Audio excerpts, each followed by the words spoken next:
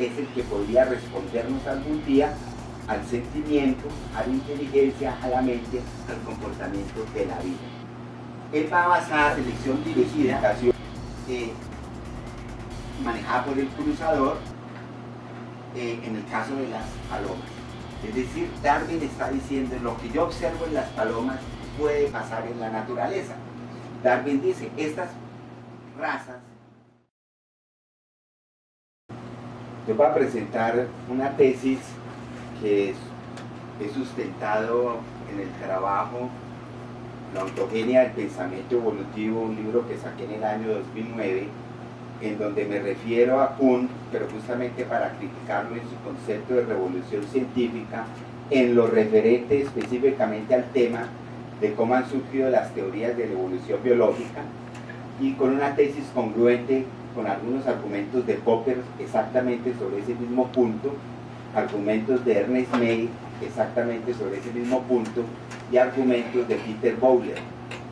Pero los voy a desarrollar para el caso de cómo veo la transformación de la ciencia, en el caso específico del nacimiento y desarrollo de las teorías científicas de la evolución biológica, y el debate permanente entre las escuelas que coexisten, darwiniana y lamarckiana. Es decir, en la introducción del libro hago una referencia directa al esquema kuhniano, mostrando que en realidad no es el esquema más apropiado para entender la evolución del propio pensamiento biológico. Que el pensamiento biológico también lo podemos agrupar por etapas, pero más que etapas revolucionarias en que la una cambie el esquema conceptual y que nos vemos obligados a renunciar a los planteamientos de la etapa previa, es más etapas que recuerdan el proceso embriológico descrito por la misma biología. Es decir, que así como en la biología nosotros tenemos que existe un proceso de desarrollo que va de lo más general a lo específico, y que eso está explicado muy bien en la biología por lo que se denomina la ley de von Baer, donde primero en los embriones se forman las características más generales de los organismos, en este caso los vertebrados, y poco a poco a lo largo de su ontogenia se llega a las características específicas que los identifican en cada una de estas especies, algo análogo, es decir, algo inspirado en una tesis biológica, es lo que podría utilizarse para explicar la evolución de las mismas teorías biológicas y en general del conocimiento en general. Es decir, la ciencia pasa de lo general a lo específico en las formulaciones. Yo utilizo una serie de etapas en el desarrollo de la ciencia, pero ninguna etapa cancela la anterior. Ubico 7 etapas generales, de las cuales hablaremos, de las que tienen color rojo y azul. Una etapa precientífica, que fue la preparación para esa revolución científica, lo que se llamó la revolución científica, que en mi concepto no es sino el triunfo de la escuela neoplatónica sobre la escuela aristotélica. Después vemos la ruptura necesaria, o lo que llamamos revolución científica, cuando de ese holismo pasivo precientífico se pasa a un paradigma de control, separación sujeto-objeto, mente-materia, etc. Tercero, el conflicto que eso genera cuando se lleva de la visión newtoniana y mecánica de la naturaleza y se quiere extender a la explicación del fenómeno biológico como tal, que es el pensamiento lamarckiano. Después, la primacía de la explicación darwiniana sobre la lamarckiana en un momento determinado. Después, cómo esa primacía darwiniana se desarrolla con la visión del neodarwinismo, con el concepto poblacional, y aquí habría otra gran transformación que no es exactamente una revolución kuhniana, pero que sí es una gran transformación cuando se pasa al pensamiento estadístico. Y por último, una etapa en que se redescubren los factores internos organizacionales previstos por la visión lamarckiana, que corre paralela al desarrollo del neodarwinismo, y veremos claramente que eso tiene exponentes eximios hoy en día. Y por último, lo que podría ser una síntesis. Para este trabajo, en todo lo que me refiero a Lamarck, utilizo la obra directa de Lamarck y la guía a la misma que presentó Alpheus Packard en el año 1900 en Inglaterra, y esta obra, Transformaciones del Lamarckismo, publicada en el año 2011, donde ustedes pueden ver aquí en el contenido una gran cantidad de autores, 45 autores a nivel mundial, investigadores empíricos, que consideran que la interpretación lamarckiana ha sido fundamental para poder entender sus datos empíricos, y eso es del 2011. Permanece eclipsada pues por la hegemonía de la escuela darwiniana. Entonces veamos algunos ejemplos. Entonces en la etapa en contra del paradigma kuhniano señala que sí hay un tipo de realidad objetiva a la cual se aproxima la ciencia, y que Popper es un ejemplo de eso. Justifico muchas de esas tesis en esa visión popperiana, y cómo ese progreso, más que una ruptura de paradigma, es llegar a un punto en que una idea simple, prestada de otro campo disciplinar, y por eso es importante las metáforas y las analogías entre teorías y transferencias transdisciplinarias, genera una nueva simple que reúne una serie de hechos, les da sentido, y nuevos hechos de observación comienzan a ser explicados. Es decir, que las nuevas teorías no solamente aumentan la extensión de las mismas, es decir, el número de objetos y clases de objetos que pueden ser explicados, sino también la profundidad de las mismas, es decir, el número de predicados que podemos atribuirles a esos tipos de objetos. Es decir, que son aumentos simultáneos de extensión y profundidad de las teorías, lo que ha ocurrido, de tal que ahí veo yo una congruencia entre la visión peirciana y la visión de Popper. Es decir, la ciencia aumenta simultáneamente dentro del paradigma normal, de la ciencia normal, aumenta la profundidad del tema de los objetos de los que se están estudiando, pero al mismo tiempo, y sin poder definir tiempos precisos, también está aumentando la extensión, es decir, el número de objetos, seres, clases de objetos con los que pueden ser explicados. En la etapa precientífica hablamos de un sentido de unitario, un holismo pasivo, una inmersión en la totalidad, una coparticipación indiferenciada que impide actuar sobre el mundo, impide comprenderlo. Es decir, no hay observadores objetivos ni objetos de estudio claramente definidos. Por eso las representaciones del mundo medieval que prepararon el camino de la ciencia predominan las representaciones místicas de corte icónico, etcétera, representaciones que buscaban causar una impresión inmediata en el observador y descubrir una relación de semejanza o afinidad de una cosa con otro, las alegorías alquímicas, etcétera, pero se va imponiendo un neoplatonismo, es decir, un logos que desplaza ese caos, un principio de razón que se va absolutizando cada vez más, y que es justamente el concepto de ley y de orden matemático del universo que va a ser tan importante en la revolución científica a partir de Galileo y Newton, Descartes, Galileo y Newton. Es decir, la revolución científica pasamos de ese holismo pasivo o de un teocentrismo, si se quiere, al paradigma del control, un antropocentrismo.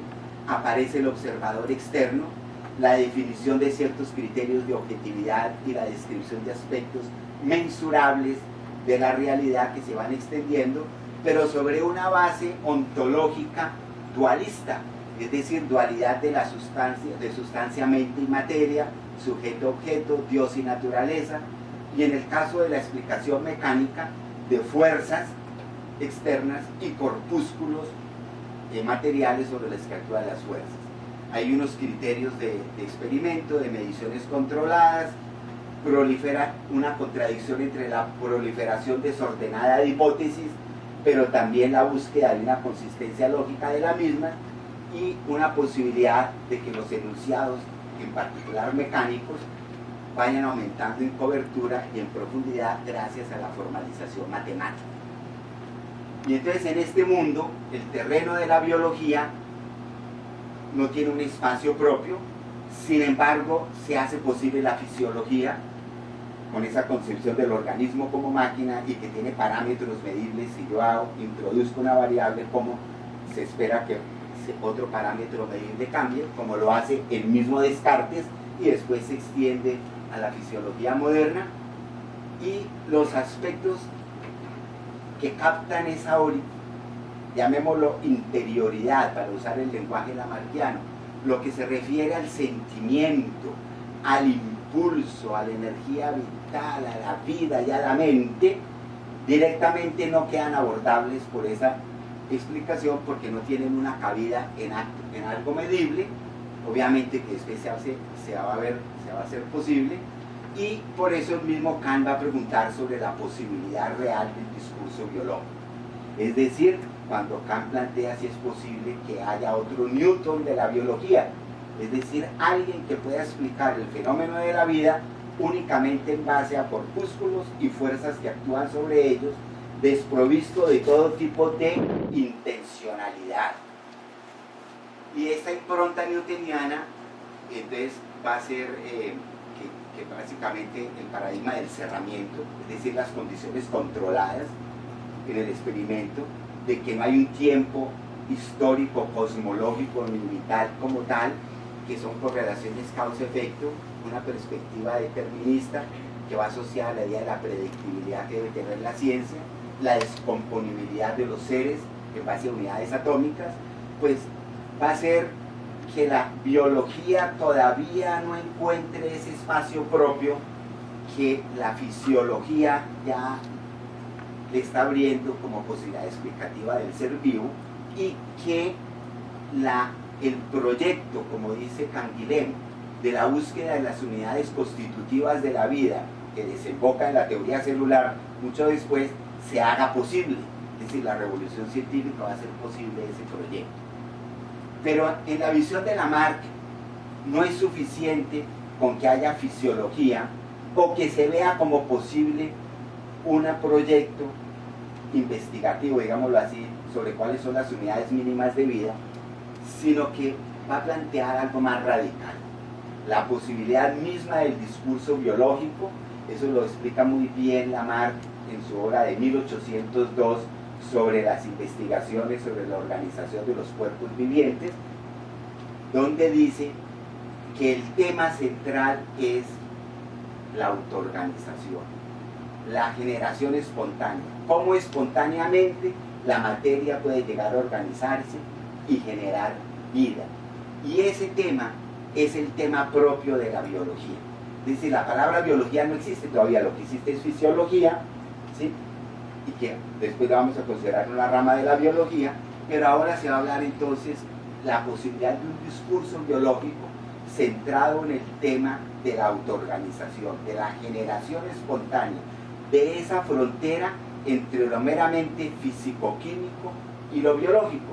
Y hablar de autoorganización supone reconocer al ser vivo como un ser organizado y por lo tanto cambiar la diferencia de sustancia cartesiana, mente-materia, por un monismo de tipo materialista en el cual hay dos aspectos, el aspecto interno y el aspecto externo. El aspecto externo, según Lamarck, es el que es captable por las ciencias físicas y mecánicas, y el aspecto interno es el que hace referencia directamente a la organización. Es decir, es el que podría respondernos algún día al sentimiento, a la inteligencia, a la mente, al comportamiento de la vida. Él va a basar su explicación en una física que resultó equivocada, pero no por eso podemos decir que la concepción lamarckiana en sí misma sea haya sido falseada. Es decir, él habla de que existen unos fluidos, esa era la física de la época, como el calor, como la electricidad, que para él organizan la materia corpuscular, definida newtonianamente como intrínsecamente pasiva.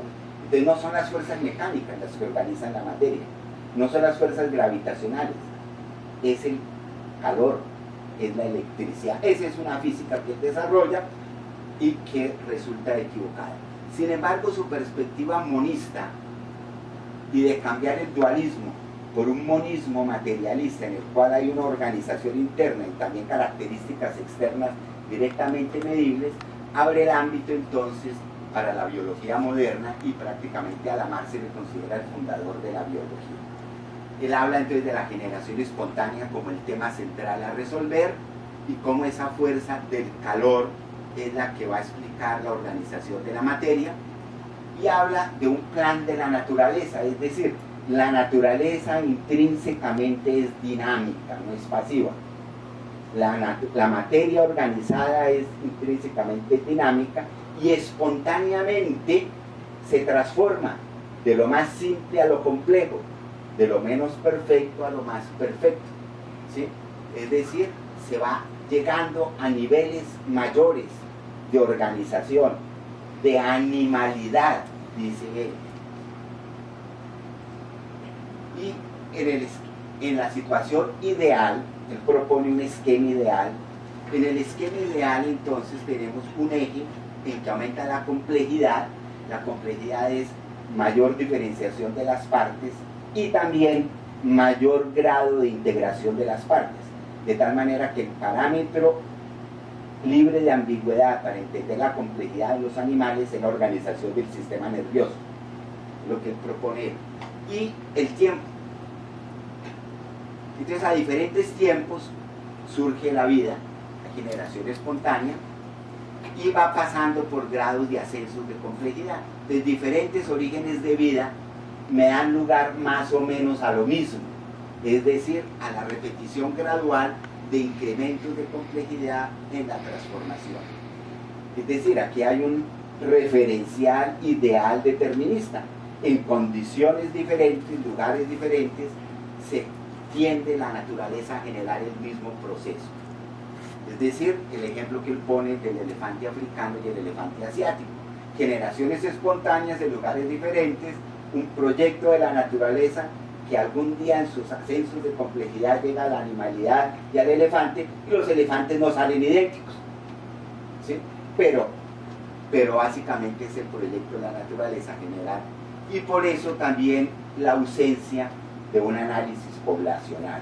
Es decir, en una población, las jirafas, por su esfuerzo, todas responden de la misma manera, y entonces todas terminan incrementando poco a poco el cuello de la misma manera. No hay diversidad poblacional porque todas responden a un plan natural de alguna manera.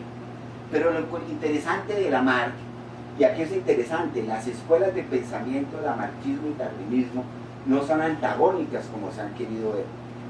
Alpheus Packard señala que Lamarck es un predarwiniano, así como Darwin es un lamarckiano en algunos puntos. Veamos, por ejemplo, mientras que la idea central era que hay un plan de la naturaleza, también señala Lamarck que el plan de la naturaleza no se realiza perfectamente porque hay un factor accidental, un tipo de azar, algo que lo aleja de la perspectiva determinista y que la ablanda, que es cambios accidentales en las circunstancias. Entonces se desvía. ¿Cómo se compensa la tendencia a seguir un plan ideal y el hecho real de que en confrontación con el ambiente, esa fricción, ese roce, hace desviarnos a los organismos? Viene la respuesta, el tercer factor, que es más importante, que después se vuelve el más importante, el hábito. El hábito, el uso y el desuso de los órganos, los cambios de conducta y comportamiento, hacen que el organismo se acomode a las nuevas circunstancias. De tal manera que entonces tendríamos aquí que Lamarck fue un predarwiniano, porque su idea misma original del plan de la naturaleza, él ya en 1809, en la filosofía zoológica, la presenta como ramificaciones evolutivas.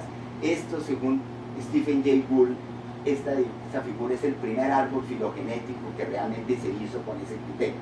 Es decir, él pone, entonces aquí por ejemplo la línea de los gusanos, y nos pone aquí la línea de los gusanos, salen los insectos, arácnidos y crustáceos, y por esta línea de los anélidos, cirrípedos, moluscos, y de aquí pasamos a de los cefalópodos, pasamos a los peces, reptiles. Aquí hay una bifurcación evolutiva que me da lugar por un lado a aves, por el otro lado a anfibios, y de los anfibios entonces tenemos otras bifurcaciones que me dan los mamíferos anfibios, como los cetáceos y los mamíferos terrestres, etc.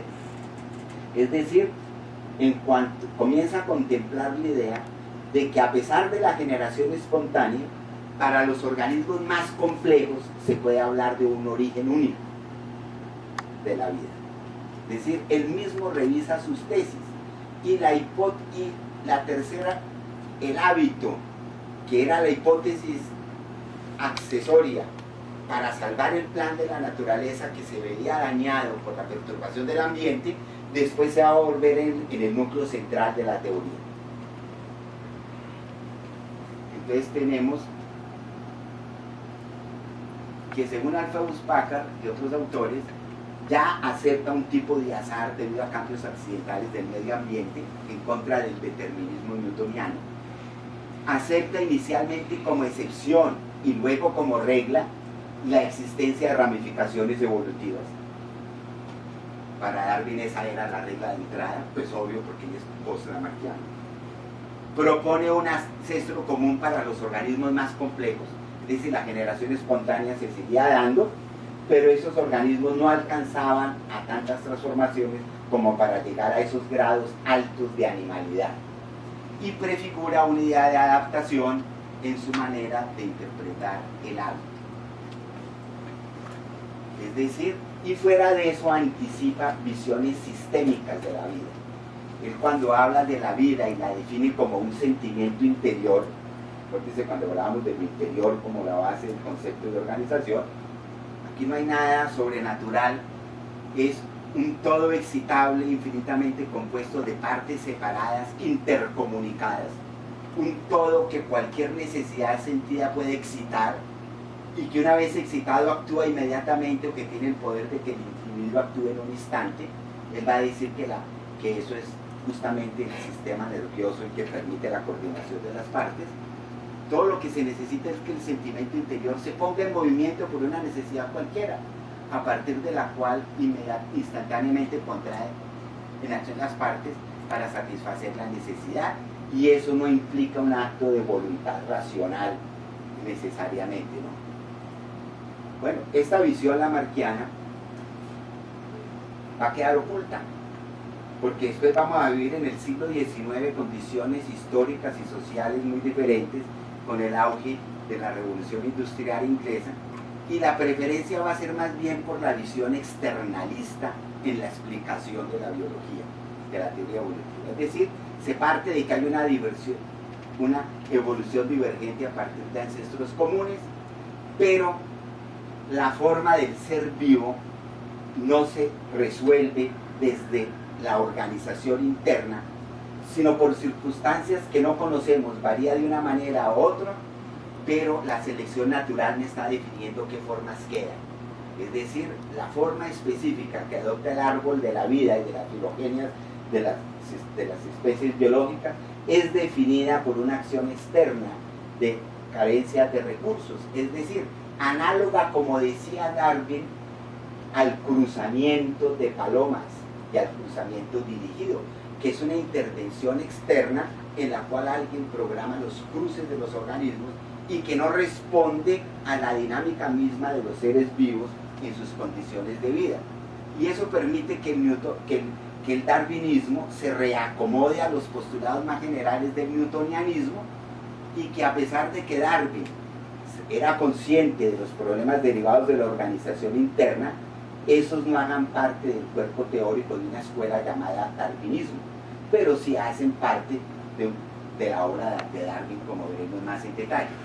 Entonces Darwin, por ejemplo, antes del origen de las especies, en sus cuadernos de notas, tiene numerosas escritos donde habla de que la evolución es un tipo de recapitulación, es decir, que el proceso embrionario es como un recuento de la historia evolutiva de los linajes, y de tal manera que hay un proceso dirigido y progresivo por adición de etapas, es decir, la visión embriológica como base justificatoria de una visión evolutiva de las especies, que eso era muy de la corriente lamarckiana, de que las variaciones dependen de las condiciones de vida y de la modificación generada por el uso y el desuso, que lo dice varias veces en los cuadernos de notas, y incluso, para no ir más allá, en el mismo origen de las especies.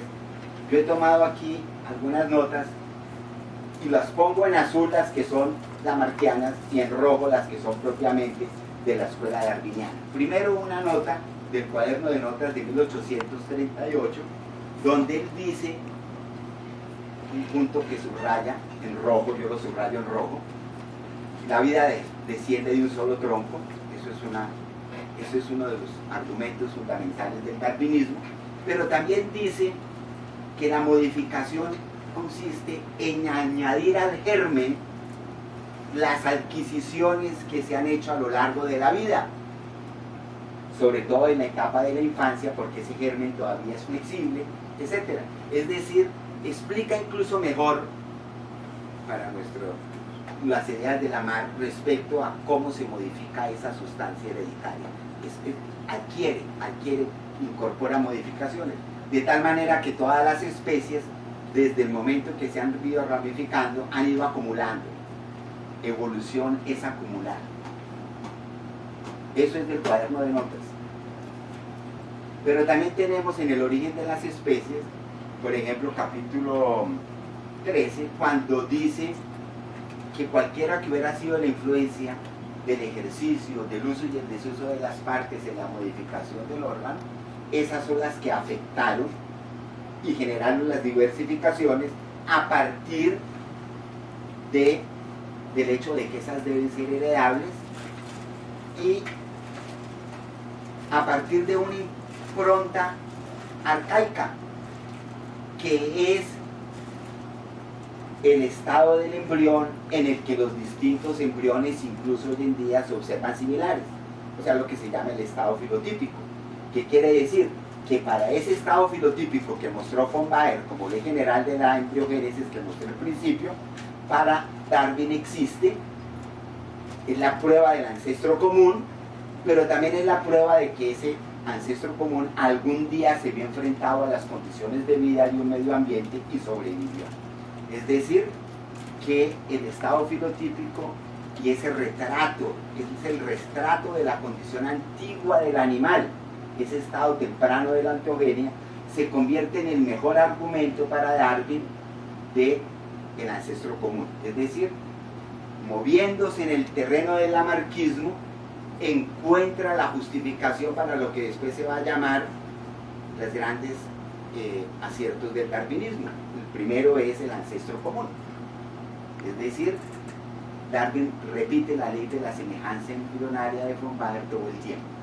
En el Darwin darwiniano, que es el Darwin que hemos conocido sobre todo a través de las interpretaciones oficiales del origen de las especies y del origen del hombre, también se observa que a pesar de haber un núcleo central que es el ancestro común y la divergencia, las explicaciones de lo mismo cambian. Esta la traigo porque entonces ahora los dos elefantes que veíamos en la visión lamarckiana como consecuencia de un plan de la naturaleza, ahora se explican como un ancestro común.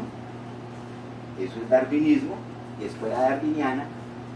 Pero ya cuando él explica en el origen de las especies de dónde viene la variación, va a decir que podemos hablar de la casualidad o del azar solamente cuando hablamos de la ignorancia de las causas, no porque realmente sea así, sino por ignorancia, o sea, acepta un azar epistemológico y no ontológico. El azar ontológico es del siglo XX, no es del siglo de Darwin, para la biología por lo menos. Y en azul, Darwin lamarckiano, variaciones dependientes o íntimamente asociadas a las condiciones de vida. Carmen Lamartiano. Dos factores cuando las condiciones de vida generan cambios en el organismo,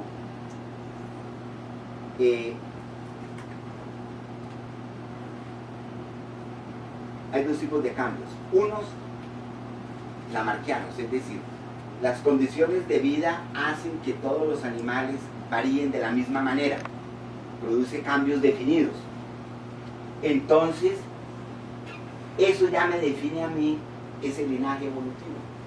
Influencia directa del medio ambiente, no como agente selectivo, sino como factor causal de la modificación. Y casos en que la acción del medio ambiente produce resultados indefinidos. ¿Qué significa eso? El medio ambiente simplemente perturbó, generó una variabilidad fluctuante, eso después se tradujo por variabilidad azarosa, y como esa no genera directamente una tendencia evolutiva, tenemos que seleccionar. Entonces la selección es importante, y es el argumento rojo propiamente darwiniano. Entonces, variaciones fluctuantes, pequeñas variaciones en la población por perturbaciones del medio, si no interviene la selección a favor de una o a favor de otra, esas perturbaciones no dejan huella en la historia evolutiva. Por eso la importancia de la selección para poder sacar nuevas especies a partir de esa variación fluctuante. Pero él había contemplado también la otra visión, y es que el medio ambiente directamente produce resultados definidos. Resultados definidos son los resultados que me generan tendencias evolutivas claras sin necesidad de selección natural. Es decir, es la selección dirigida, manejada por el cruzador, en el caso de las palomas. Es decir, Darwin está diciendo, lo que yo observo en las palomas puede pasar en la naturaleza. Darwin dice, estas razas de palomas son tan distintas morfológicamente que cualquier inexperto me las clasifica como especies distintas.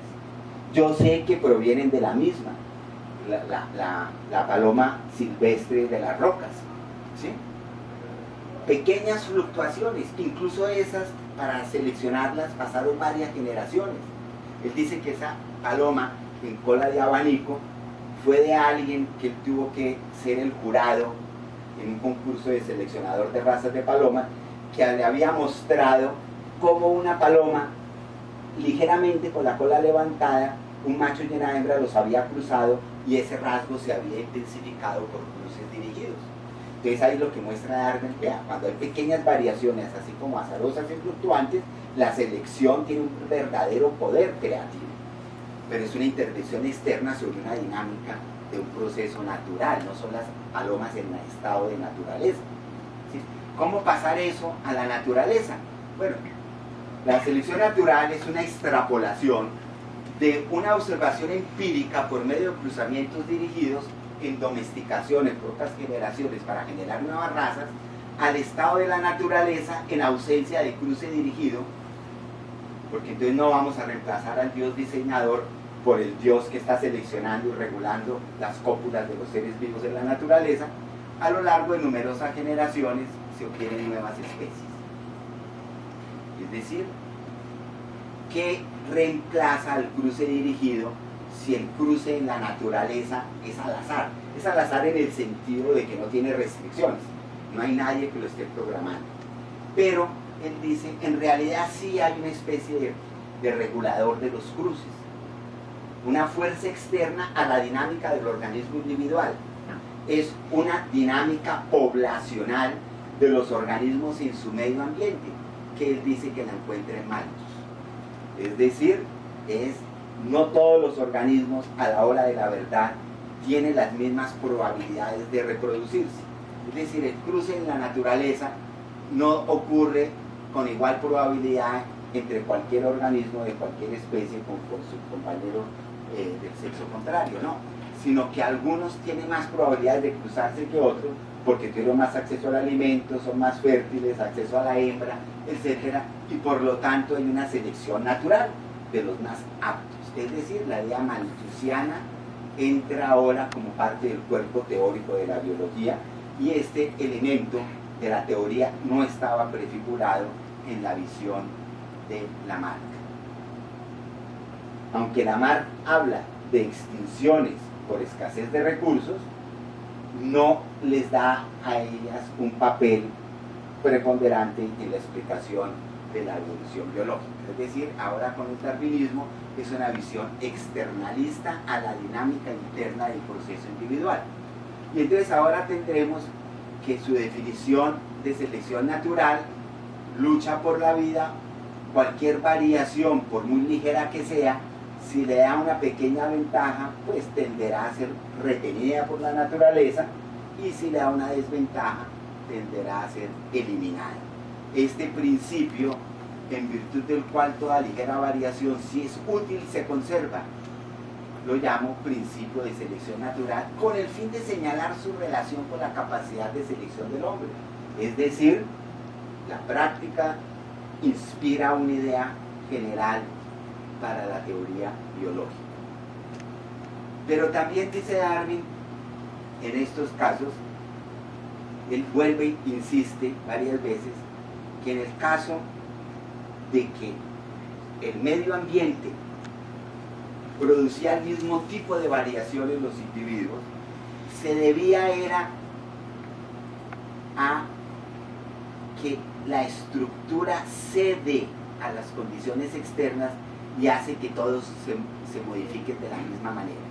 Esa preocupación lo va a perseguir toda la vida, ¿sí? Y dice, hay especies que se mantienen estables y constantes a pesar de los cambios del medio ambiente. Y entonces él se ve abocado al problema, ¿qué es más importante? El primer caso, donde el organismo cede a las condiciones del medio ambiente y todos se modifican de la misma manera, o sea, lamarckianamente, o al caso en que las especies, a pesar de los cambios ambientales, permanecen constantes, dándole a entender que el medio ambiente no es un agente causal de la modificación. De tal manera que él dice, consideraciones de este tipo, o sea, ejemplos de especies constantes en ambientes distintos, me inclinaron a atribuirle menos peso. Entonces, en la visión darwiniana no está lo uno niega lo otro. Es cuestión de ponderación, es cuestión de peso. Simplemente menos peso. Tiene más peso lo que llamamos hoy en día explicación darwiniana a lo que llamamos hoy en día explicación lamarckiana, digámoslo así. Pero no son paradigmas inconmensurables, ni el uno niega al otro. Y de tal manera que en el caso de la población, y eso es un elemento nuevo que se va a desarrollar posteriormente, entonces ya no todos tienen por qué variar de la misma manera. Un potencial evolutivo justamente al hecho de que en la misma población haya distintos tipos de variaciones, pero por efecto de la selección natural predomina un tipo de variación, es decir, en este caso, las de cuello largo. Sin embargo, los autores están de acuerdo, Peter Bowler y una gran cantidad de autores, que después del origen de las especies, Darwin refinó el argumento lamarckiano. Lo refinó y lo expresó en lo que llamó la hipótesis provisional de la pangénesis en su obra Variaciones de animales y plantas en domesticación de 1868. Son 2 tomos y habla de este modelo.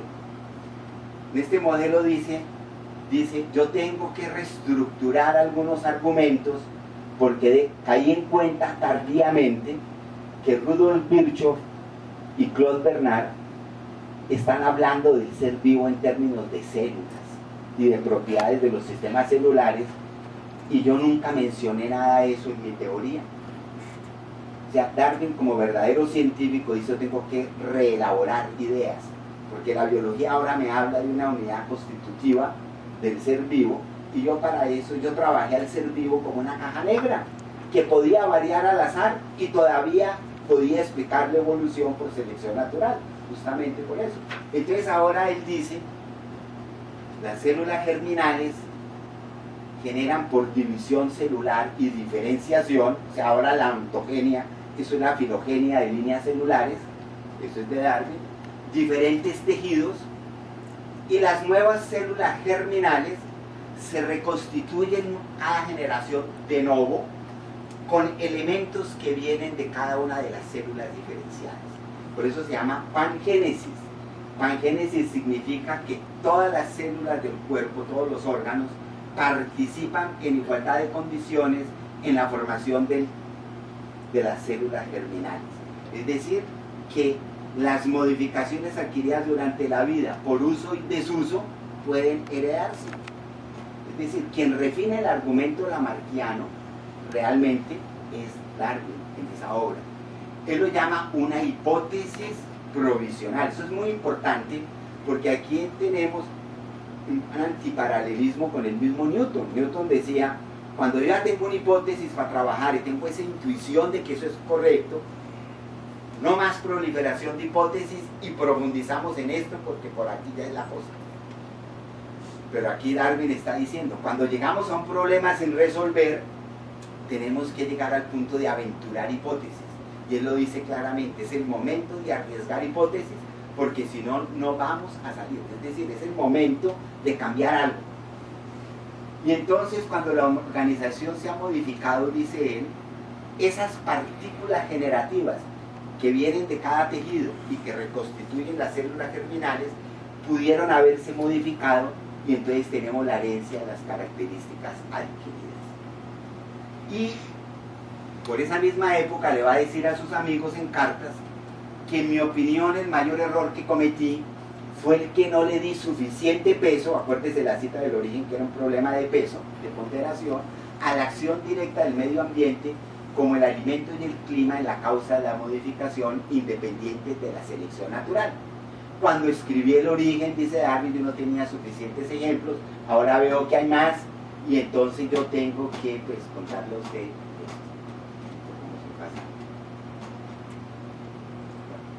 y entonces lo llama hipótesis provisional, es decir, él sabe que eso puede ser refutado pronto, pero está tratando de abrir un camino y al mismo tiempo sabe, hay un problema sin resolver, hasta qué punto las modificaciones están influenciadas por el medio ambiente o no, sin negar el papel del medio ambiente en cuanto a proveedor de recursos, que en caso de que escaseen, pues obviamente quedan los más fuertes. Es cuando habla de Virchow, habla de, cuando dice fisiólogos, él en otra parte menciona directamente a Rudolf Virchow y a Claude Bernard. Entonces él dice que, y esta idea darwiniana, él dejó el problema abierto, él deja el problema abierto, estamos a finales del siglo XIX, y viene Augusto Weismann, que con otro tipo de argumentos diferentes, que yo algunos los mencioné en el libro, no tenía tiempo de entrar en detalle, él dice, el señor Darwin está equivocado en ese punto. Es decir, las células germinales están guardadas, están congeladas, están secuestradas y en ningún momento tienen posibilidad de interaccionar con las células somáticas, de tal manera que los contenidos hereditarios ya venían predefinidos en la célula germinal. Es decir, se instaura una barrera y ya no existen las flechas que sobrepasaban la barrera. Y ese es el paradigma que dio lugar en el siglo XX a la genética de poblaciones y que la idea de la barrera de Weismann, nosotros la conocemos hoy en día, es como el dogma central de la biología molecular. Es decir, es el ADN el que se transmite de generación en generación y no hay nada en la proteína ni en las condiciones de vida del animal que modifique directamente al ADN. Puede modificarse por azar. Aquí lo mismo. Aquí entra a jugarse la idea de que no es necesario resolver el problema de cómo influye el medio ambiente y todavía puedo hablar de variaciones evolutivas, dice Weismann, si yo asumo que la línea germinal que se continúa varía al azar. De todas maneras tengo variación y materia prima para la acción de la selección natural. Esa fue la opción que se tomó en el siglo XX. En el siglo XX tenemos que esa visión externalista se amplía a una perspectiva poblacional y aquí también como parte de un proceso de instauración de las leyes estadísticas como las leyes de la ciencia ahora son leyes estadísticas, leyes de probabilidad que ocurren en un periodo tan largo de tiempo que viene prácticamente desde Laplace en la física con Boltzmann y Maxwell, en biología con Fisher y Wright y Haldane, que es difícil decir que eso sea un periodo de revolución científica, algo que está tomando realmente prácticamente una centuria. Y entonces ahora realmente estamos distinguiendo no solo ese aspecto interno de la organización y el aspecto externo, sino el individuo y la población, los microestados y los macroestados, con analogías prestadas de la física, de tal manera que lo genético se considera como los microestados de lo vivo y su manifestación fenotípica como el macroestado, ¿sí? Y así entramos al neodarwinismo. El neodarwinismo entonces me habla de la continuidad de lo genético y los genes sobre lo fenotípico, la barrera de Weismann, pero con un pensamiento poblacional que se puede explicar, no la evolución, es decir, los genes no explican la evolución, los genes se convierten entonces en los que me permiten medir los efectos de la selección natural, es decir, cómo cambia la frecuencia de ciertos genes y de ciertos alelos en una población, de tal manera que por difusión de genes de las poblaciones yo puedo rastrear incluso el origen de las poblaciones humanas y su difusión en el planeta. Aquí hay unos razonamientos matemáticos bastante abstractos que proponen los genetistas, y es que de todas las permutaciones de genes, de alelos, por ejemplo, yo tengo 3 genes aquí, el A, el B y el C, y alelos, variantes del mismo, mayúsculas y minúsculas, las permutaciones ya son muchas. Entonces tengo muchos microestados para algunos fenotipos. ¿Cuáles fenotipos predominan? Los más probables según las condiciones del medio ambiente en que fueron seleccionadas. Por ser seleccionados van aumentando la frecuencia en un momento, y entonces tenemos una correlación macroestados-microestados en que la fitness del organismo por acción de selección natural me está seleccionando unos fenotipos más que otros. Por ejemplo, que tiene más microestados genéticos para realizarse, contra unos que aparecen con menos frecuencia y que tienen menos microestados, menos posibilidades genéticas de darse. Es decir, están apareciendo entonces una visión estadística muy linda, muy fecunda en la biología, pero que vemos que es apenas una cara de la moneda. Es decir, estos son los diagramas de Fisher, distintas permutaciones de alelos, unos más frecuentes de otros por acción de la selección natural. La selección natural me puede hacer que en otras condiciones, entonces los que predominen sean otros, y entonces nos aproximamos a todas esas descripciones estadísticas de que en últimas, por efecto de la selección natural, lo que va cambiando es el valor promedio de la característica fenotípica, y que corresponde a la selección de las poblaciones con ciertas composiciones genéticas que permiten la aparición de esos fenotipos. La cuestión se complica con Sewall Wright cuando él plantea que no hay una solución fenotípica para una diversidad genética poblacional, sino que son clústeres de soluciones, grupos de fenotipos distintos los que pueden ser seleccionados. Se complejiza. Esta imagen es muy importante porque primero es la base de todas las propuestas del neodarwinismo, lo que se llama los paisajes adaptativos rugosos de múltiples picos, original de Sewall Wright. Pero si ustedes ven hoy en día en libros de complejidad de Stuart Kauffman y su modelación de sistemas complejos en el Instituto Santa Fe, no solo para sistemas biológicos sino económicos, todos son modelación en paisajes adaptativos de múltiples picos. Es decir, esto se ha generalizado hoy en día en lo que se llama ciencias de la complejidad, y fue la base de la explicación neodarwiniana que dio Dobzhansky cuando la presentó de una manera más amigable y menos matemática a los biólogos.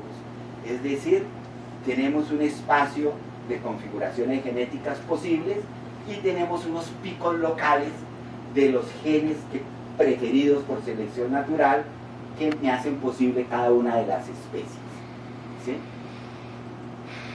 Pero tenemos que esta visión externalista en rojo neodarwiniana corrió paralelo con otra escuela que ahora sale más a la superficie, pero que desde 1896 planteó el referente de no perder la dimensión del aspecto interno de la actividad propia del organismo en su modificación, sin excluir obviamente el efecto poblacional, porque una teoría no niega lo otro. De hecho, Baldwin y Waddington abiertamente se confesaron ser darwinianos. Huxley dice que él definitivamente no es darwiniano, pero ambos están diciendo que Baldwin, ¿qué va a decir? Dice La selección natural retiene a los más adaptados. En condiciones cambiantes de vida y de medio ambiente, y condiciones difíciles de relaciones de predador, etcétera, que hay predadores, la escasez de alimentos, ¿quién sobrevive? El organismo que ajusta mejor sus parámetros conductuales a la nueva situación. Luego no hay que desconocer la capacidad de respuesta del organismo, y la selección natural lo que favorece es capacidad de respuesta. Huxley dice algo parecido, pero no lo integra a una explicación darwiniana. Dice, el organismo genera una imagen del mundo y esa es la que lo hace ser como tal y es la que le permite vivir. La escuela de Huxley tiene sus representantes más distinguidos hoy en día en la escuela de Maturana y Varela y de la neurofisiología. De hecho, Huxley es considerado uno de los padres de la neurofisiología y fue el primero en hablar de redes nerviosas y las describió. Y Conrad Baddington, quien habla de un proceso también de Volvic, selección orgánica, es decir, el organismo también responde activamente y se ajusta. Es decir, hay una dimensión de ese aspecto interno que estaba perdido. Huxley, el concepto de nicho ecológico, que es el mundo que construye el organismo, es el resultado de su propia acción sobre el mundo. Y ese es un factor de su propia selección, ¿sí? Y él, como lo ve tan distinto al darwinismo oficial, él dice que no es darwinista, pero sí da unas claves interesantes para entender al ser vivo. Y Conrad Baddington, quien se opone a esa ruptura tan radical instaurada por Weizmann y por el dogma central de la biología molecular entre genotipo y fenotipo, iba a proponer que a pesar de todo, el modelo de la ontogenia es un modelo importante para la evolución, que es este. Este es un modelo muy interesante. Él tiene un libro que se llama La estrategia de los genes, y dice, yo quiero entender realmente qué es lo que hace el gen, y por qué el gen es tan importante. Entonces dice, los genes dan la posibilidad de ciertas vías de desarrollo. Él está estudiando la diferenciación celular. Es el primero que habla de procesos de diferenciación celular y de factores químicos y hormonales que inciden en la diferenciación celular. Y dice, necesitamos no solamente hablar de las vías de desarrollo que los genes hacen posibles, sino de los switches de control. Por eso pone aquí una estación de tren como el modelo de la ontogenia. Es decir, los switches de control son los que me explican la modificación, no los genes, ¿sí? O sea, la capacidad de incluir la capacidad de respuesta del organismo a su organización genética. Entonces él habla que el fenotipo es el resultado del genotipo, de las posibilidades de los genes, de las posibilidades que le abre la influencia directa del medio ambiente y el sistema que responde a esas influencias tanto genéticas como medioambientales, o el de los switches, que es el epigenotipo. De ahí viene la palabra epigenética, que hoy en día se ha vuelto muy fuerte en la biología. Y entonces los switches ahora se modulan, y entonces él mismo cambia la idea de los switches tan rígida que les mostré antes de la estación de tren por esta. Es un paisaje dinámico en que las posibilidades de la célula en su proceso de diferenciación se abren en procesos de bifurcación cuasi estocásticos. ¿Qué quiere decir eso? Que son imprevisibles para el investigador. Él era un embriólogo que trataba de rastrear el punto de desarrollo de cada célula y veía cómo ese podía ser afectado por factores mínimos de ciertas concentraciones de sustancias químicas en el medio. Es decir, se presentan puntos de indecisión, de bifurcación y caminos estables. Y esto es el entramado de los genes. Es decir, él habla de que los genes actúan en redes génicas, que hoy en día eso es el paradigma oficial de la genómica moderna. Estos son los genes, están enredados en ellos, de tal manera que una perturbación en un gen no debe causar mucho efecto, porque simplemente es quitarle la atención a uno de esos caminos. Ya muchas alteraciones genéticas me generan esos nuevos caminos o me hacen viable al organismo. O sea, los caminos tienen una posibilidad dada por ese enramado genético, pero cuál camino se toma depende de las condiciones del momento. Es decir, hay una respuesta del medio en la célula, en su proceso de diferenciación, que hace preferir un camino posible y otro. Bueno, posteriormente la escuela, y aquí entramos a un punto popperiano muy importante, que es Leontinovsky, toda una escuela que va a plantear, son neodarwinianos, son discípulos de Dobzhansky, que plantea que la visión exagerada en la selección natural hace ver al organismo como un objeto de una fuerza externa, y que es el momento de ver al organismo como el sujeto activo de su proceso, es decir, como lo veía Baldwin y como lo veía Huxley. Es decir, lo que están diciendo estos autores es: los organismos construyen su propio nicho.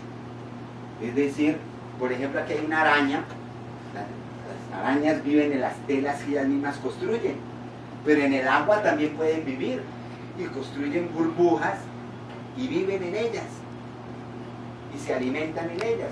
O sea, el organismo construye las condiciones de vida que determinan su propia selección. De tal manera que con esa visión positiva de la acción del organismo como un sujeto real, ¿sí?, entonces se ven a ser después compatible con otras visiones físicas, y que eso es lo que hacen los teóricos de la cibernética y de la autopoiesis hoy en día. Pero lo importante es que ese es el punto que marca esa inflexión de Popper, y hace que Popper, que consideraba la teoría evolutiva una teoría metafísica, la convierta en la base de su propia epistemología. Es decir, los organismos, se decía en la teoría darwiniana, varían al azar, y la selección natural escoge las variaciones. Eso impedía hacer la epistemología evolutiva, dice Popper, porque el científico no está proponiendo teorías ni hipótesis al azar. Él está concentrado tratando de resolver un problema y dirigir toda su atención a un punto para resolver algo. La proliferación de hipótesis y la formulación de teorías no son resultados azarosos de la actividad del científico, son dirigidos. Es el intento de resolver un problema. Ya cuando aparece la visión de la construcción de nicho y comienza un diálogo entre los genetistas y los popperianos y el Popper mismo, entonces ahora tenemos es que las preferencias y habilidades individuales pueden llevar a la selección, incluso a la construcción de un nuevo nicho ecológico por parte del organismo. Mediante esta acción individual, el organismo puede elegir, como si dijéramos, su medio, y de este modo puede exponerse y exponer a sus descendientes a un nuevo conjunto de presiones selectivas, características de su medio. Eso hace posible entonces la epistemología evolutiva. Las mutaciones a nivel genético son azarosas y entonces no me ayudan a resolver el problema, dice Popper. Pero en el nivel conductual, los ensayos son también más o menos casuales, pero ya no son ciegos. Ya a nivel de la conducta, ya las respuestas del organismo no son completamente ciegas, ¿sí? Primeramente, porque los ensayos se dirigen hacia metas, y en segundo lugar, porque los animales pueden aprender a partir del resultado de un ensayo. Pueden aprender a evitar el tipo de conducta de ensayo que ha desembocado en un fracaso. Es decir, Baldwin, los autores anteriores, Huxley, todo eso reivindicado, esa perspectiva que desde la organización interna podría haber una modificación en un comportamiento y que eso tuviera trascendencia evolutiva. Todo organismo está constantemente ocupado en la tarea de resolver problemas. Estos problemas derivan de su valoración de sus condiciones y de su entorno, unas condiciones que el organismo intenta mejorar. Obviamente no está resolviendo los problemas teóricos de la física, está resolviendo los problemas de supervivencia, del alimento, del abrigo, de defensa, de reproducción. Pero la analogía coge una perspectiva distinta. Es decir, la antigua teoría sitúa la actividad de la presión selectiva desde el exterior. O sea, por eso yo insisto en la división internalismo y externalismo. La nueva es en la presión selectiva desde dentro. Yo he utilizado en el libro, por evitar esa ambigüedad en el uso de la palabra selección externa y interna, más bien lo interno es electivo. En vez de hablar de selección, yo hablo de elección ahí para distinguirla. Pero él habla aquí, Popper, de presión selectiva desde adentro.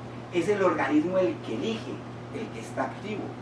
Puede decirse que ambas interpretaciones son ideologías, interpretaciones ideológicas del mismo contenido objetivo. Podemos preguntarnos, ¿hay algo que una de las dos interpretaciones permite explicar mejor que la otra? Creo que sí existe. Yo describiría brevemente como la victoria de la vida sobre su entorno inanimado. Y es lo que dice Popper, que es el sello lamarckiano de su teoría evolutiva epistemológica. Y tenemos que, por ejemplo, hoy en día, el diálogo con el lamarckismo cada vez sale más a la superficie, a pesar de la hegemonía de la mainstream en la escuela y en las academias darwinianas, que es la que goza de ese poder. Por ejemplo, libros como el de Mary Jane West Everhart, lo único que hace es explicar la influencia del ambiente y la modificación a través de lo que habla ella, la plasticidad en el desarrollo. Lo que habla Carl Schlichting y Massimo Pigliucci, que son modelaciones matemáticas con datos empíricos del paisaje epigenético de Baden, de la bolita que se abría el camino a medida que se bifurcaba. Ya esos son temas ya de ciencia normal, de alguna manera, en ciertas escuelas, ¿sí? Los términos de acomodación y asimilación genética por efecto de la selección natural. Pero la evolución no depende de que surja la mutación genética afortunada. La mutación depende del conjunto organizacional de los organismos que son seleccionados justamente por su capacidad de responder a nivel fenotípico y de acomodar su genotipo con el largo del tiempo a lo que corresponde, justamente porque fueron seleccionados los genes de los organismos que fenotípicamente eran plásticos. Es decir, tiene consecuencias genotípicas, pero no es una transmisión de información directa del medio ambiente como reescribiendo el contenido genético de los genes, no, es un proceso mucho más complejo. ¿Hubo revolución darwiniana? Kuhn dice que sí, pero el argumento que da es, y eso lo explica Ernest Mayr, es un argumento flojo, porque se sale de la dinámica interna de la ciencia. Es el argumento de que porque crea controversia a nivel teológico es revolución, es decir, porque tiene repercusión social, pero no está hablando de la dinámica de la ciencia. De hecho, una gran cantidad de autores, y el mismo Ernest Mayr lo reconocen, aquí hablar del ancestro común no era una revolución en su momento, se podía acomodar al conocimiento existente. De hecho, Buffon, 120 años antes de Darwin en la historia natural, habla de la posibilidad de estudiar la vida a partir de un ancestro común. Goethe en Alemania había hablado también de la posibilidad de un ancestro común para explicar la vida. Lamarck ya lo había dicho, que al menos los organismos complejos se pueden explicar por un ancestro común, y Geoffroy de Saint-Hilaire también lo había dicho, y todos estos son predarwinianos. Segundo, entonces, ¿qué pasó con Darwin? Darwin lo que hizo fue que precipitó la aceptación del ancestro común a una comunidad más amplia. Y eso es lo que se considera entonces la revolución darwiniana, es decir, el hecho de que ahora se comparte el ancestro común. Pero ahora resulta que como eso ya se había acomodado al conocimiento preexistente, se quiso decir que la verdadera revolución darwiniana no era el ancestro común, era el mecanismo de la selección natural, que eso sí no estaba en Lamarck. Pero resulta que los seguidores de Darwin no aceptaron la selección natural, todavía es objeto de debate, y ni siquiera en la nueva síntesis de 1948 se llegó a un 100% de aceptación en la comunidad biológica. Sí, todavía, es decir, y tuvo un periodo muy largo de aceptación. Acuérdese que la idea de la selección natural comienza a ser el eje hegemónico del neodarwinismo, pero es desde 1930 a 1950, que es cuando realmente se discute ese tema. ¿Sí? Los autores del siglo XIX, empezando por los más cercanos al círculo de Darwin y que más lo apoyaron, como Francis Galton, Carl Pearson, decían, esto es un tema de un estudio poblacional, estadístico, pero la selección natural es algo que por sí mismo no lo vemos como una explicación factible, y así muchos autores. Y eso no quiere decir que fueran antievolucionistas, ni antimaterialistas, y no tuvieran datos empíricos para justificar la modificación, ¿sí? Por eso el darwinismo tiene que crecer como escuela hegemónica, es con debates externos a su propia comunidad científica, diciendo que combate la iglesia, que combate el poder establecido, etc. Porque en esos escenarios es campeón, sin duda, pero no el debate interno entre su propia comunidad científica, porque siempre la duda sobre cuál es la influencia del medio ambiente como causal de la modificación queda presente, y solamente hoy en día, ya que conocemos más factores y la biología ha avanzado mucho, se puede tratar de responder esa pregunta. Entonces la selección natural va cogiendo esa fuerza que la convierten en el núcleo central de la teoría. Pero por ejemplo Peter Bowler, él dice claramente, la selección natural ha coexistido con ideas saltacionistas de ortogenesis y con posiciones lamarckianas. Para Marjorie Green, por ejemplo, la historia evolutiva de las teorías evolutivas y de la biología, no hubo una ruptura radical ahí, es la coexistencia de dos visiones del mundo que se sigue dando. La selección natural más bien es parte de una revolución más amplia que tomó más tiempo, la revolución probabilística y la revolución de la probabilidad, pero resulta ser un cambio muy lento a considerarlo una revolución kuhniana. La selección natural reinterpretada dentro del esquema de la mecánica estadística hace parte de la revolución estadística, y eso fue lo que permitieron autores como Galton, Pearson, Weldon, Fisher, Adler y Wright, pero no la selección natural como la había entrevisto el mismo Darwin, ¿sí? Sino ya más ampliada, un esquema de una ciencia basada en leyes estadísticas. Entonces el neodarwinismo tampoco dio lugar a una ciencia normal.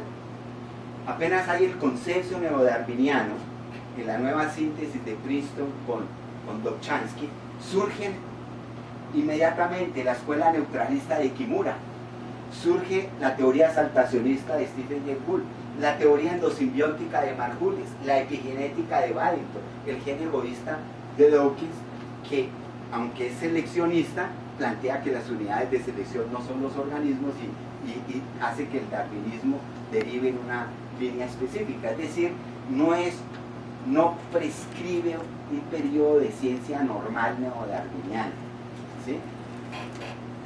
Y el mismo dogma central de la biología, el descubrimiento del ADN y de la información genética, tampoco es revolución científica, porque simplemente precisó y refinó con argumentos moleculares el concepto previo de la barrera de Weismann, que fue el origen de la caída de la visión lamarckiana y del auge de la visión darwiniana a lo largo del siglo XX. Entonces tenemos estas dos grandes obras, son realmente paradigmas inconmensurables. El lamarckismo da lugar al darwinismo, pero ahora no sabemos, y se discute, cuál de las dos teorías es más general. Unos dicen que hay un darwinismo universalizado que sería más general que el mismo lamarckismo, y otros que consideran que el lamarckismo es la teoría más general, que permite que haya una especificación de la misma como darwinismo. Es decir, esos son debates filosóficos y teóricos fuertes que hay a este nivel en la biología. Y hay un proceso de integración hoy en día, y al mismo tiempo posibles nuevas divergencias. Por ejemplo, la EVO-DEVO, teoría evolutiva del desarrollo, que algunos denominan teoría de sistemas en desarrollo, presentada por Susan Oyama en el año 2000, ella y su escuela, que tiene varios seguidores, dicen que ellos se puede perfilar como un eje de integración, más allá del neodarwinismo. Es decir, otros, por ejemplo, el enfoque físico de la escuela de Dan Brooks en Toronto, Canadá, donde habla de la evolución como entropía y de procesos de autoorganización como elemento integrador. Pero en cualquier caso, las distinciones previas dentro de ese esquema monista materialista, primero externo-interno y después con Darwin, o con el neodarwinismo mejor, individual y poblacional, se integran en un mismo esquema que es como un proceso ontogenético. Mayores grados de especificación y mayores grados de integración y posibilidad de nuevas divergencias. Por ejemplo, estos son autores La ontogenia de la información, ese es el libro de Susan Oyama del año 2000, que habla de un lamarquismo darwinizado, los ciclos de contingencia, libro sacado por unos embriólogos experimentales y por etólogos, donde Susan Oyama también, Paul Griffith y Gray Russell, donde muestran que sí puede haber un eje integrador hoy en día de la biología, que no niega el darwinismo, pero tampoco niega al lamarquismo. Del lamarquismo, ¿qué quedó negado? Pues el plan de la naturaleza, obviamente, pero les dije, el núcleo pasó a ser el hábito, y al pasar el núcleo de la teoría a volverse el hábito, eso sigue siendo un factor relevante en la explicación. Entonces, la teoría de sistemas en desarrollo brevemente dice que hay una determinación conjunta por múltiples causas, es decir, la forma del ser vivo está definida por genes, por hormonas, por factores metabólicos, por factores celulares, por factores conductuales, por factores ecológicos, y todos tienen el mismo peso en la incidencia en la forma final. Es decir, no hay un control central centrado en lo genético, sino hay una distribución, una dispersión de los centros de control causal. Hay un rechazo a cualquier visión preformista, es decir, la forma no está predefinida en el embrión, sino se va generando en la confluencia de una diversidad de factores. Hay un interaccionismo causal complejo, desarrollo y evolución, ontogenia y filogenia siguen la misma lógica, y hay un concepto de herencia expandido que no se limita a lo genético. Es decir, lo importante aquí es, antes se decía, para entender la evolución hay que saber genética. Pues yo llegué al curso de evolución como profesor porque mi posgrado era en genética. Pero hoy en día es al contrario, no se puede ser evolucionista si no se es etólogo. ¿Sí? Es decir, en la visión de Oyama, el comportamiento es el que juega el papel líder en la evolución. Los genes son los que siguen. Es decir, se seleccionaron los organismos de comportamientos adecuados, les van quedando variantes génicas que hayan surgido justamente que llevaban esos organismos. El cambio evolutivo, entonces, tiene que ver con la variación de patrones de desarrollo, y la teoría de sistemas en desarrollo tiene la pretensión kuhniana, ahí sí, de, al ser integradora, generar una escuela que acumule datos empíricos, observaciones y evidencias conceptuales para justificar y reforzar el argumento, y que eso es prácticamente una escuela que va ganando mucho peso hoy en día. Entonces, no son hipótesis contradictorias, son complementarias, pero es una manera de expresarlo por Gilbert Goldberg, la influencia de lo fenotípico lamarquiano y de lo genético darwiniano en la explicación del ser vivo. Uno podría partir de un factor genético y comienza a desarrollarse, y todas las retroalimentaciones que vienen de arriba inciden como los switches de Waddington en cuáles son los caminos y cuáles genes se van expresando.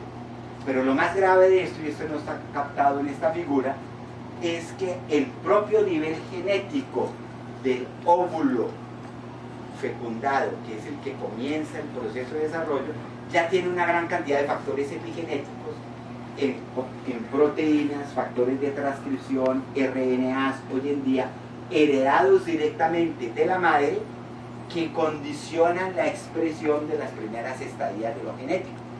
Es decir, lo que explica los efectos transgeneracionales de modificaciones por alimentación, uso de drogas, etcétera, cigarrillo, por ejemplo, en las madres a los hijos. Efectos transgeneracionales que incluso en algunos animales pueden pasar más de una generación. Es decir, modificaciones epigenéticas que a través del óvulo se fueron heredando y que condicionan la expresión de su propio contenido genético. Por ejemplo, no cree que Darwin es la única figura. En el año 95, Eva Jablonka y Marion Lamb, ambas genetistas, una de la Universidad de Edimburgo y la otra de la Universidad de Tel Aviv, sacaron un libro, Herencia Epigenética y Evolución, y ponen ambas figuras al mismo nivel, Darwin y Lamarck. ¿Sí? Ese libro tuvo tanto éxito que en el año 2005 sacaron un libro que lo llamaron La evolución en 4 dimensiones. La genética, la epigenética, todo lo referente al desarrollo, la conductual, todo lo referente a la etología y psicología animal, y la simbólica, la referente a los sistemas de comunicación animal y también los humanos, digamos así. Y por hablar de la dimensión epigenética no se olvidan de la genética, y por hablar de la dimensión simbólica no se olvida la genética, no, todas tienen que ver ahí en el proceso, por eso un paradigma coexiste con el otro. Y entonces eso va con la idea biológica de que en última la evolución sí tenía su análogo con el proceso ontogenético de desarrollo, como lo había entendido Lamarck y las escuelas predarwinianas, de las que Darwin sacó el argumento del ancestro común justamente por la similitud embrionaria. Esto es hoy en día como se hacen filogenias comparando embriones, y aunque en la etapa ancestral arcaica se ven tan diferentes, en realidad eso se sabe que no es así, porque estos son apenas sacos vitelinos de grasas y lípidos que sirven de alimento al embrión, pero no tienen células diferenciadas. Las células que se van a diferenciar siempre están en este eje central de aquí, que es el que se utilizó en la figura anterior para mostrar la similitud de los estados embrionarios tempranos y por lo tanto el ancestro común. Yo creo que podemos dejar ahí mientras tanto para dejar espacio para preguntas.